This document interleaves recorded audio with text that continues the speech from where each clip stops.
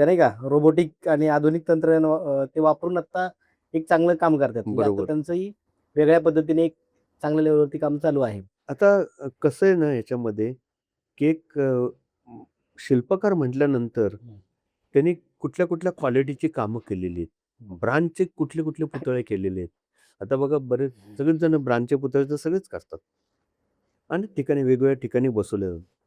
पण माझ्याकडनं एक मला नेहमी माझी धारणा अशी आहे, माझी भावना अशी आहे, की ज्यावेळेला मी ह्या गणेशोत्सवामध्ये अत्यंत प्रामाणिकपणे काम केलं, निरपेक्ष बुद्धीने काम केलं, त्याचं फळ तुम्हाला कुठं ना कुठेतरी मिळत असतं. बरोबर.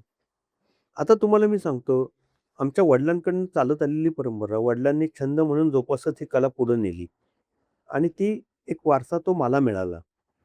आता मी सुद्धा ह्या गणेशोत्सव सजावटीत काम करता-करता मी शिल्पकार म्हणून नावारूपाला जे आलो, त्या कॉमन मॅनच्या पुतळ्याच्या नंतर मग अनेक शिल्प माझ्या हातून घडत गेली. अनेक ब्रांचचे पुतळे तयार केले गेले. अनेक ठिकाणी ते बसवले गेले.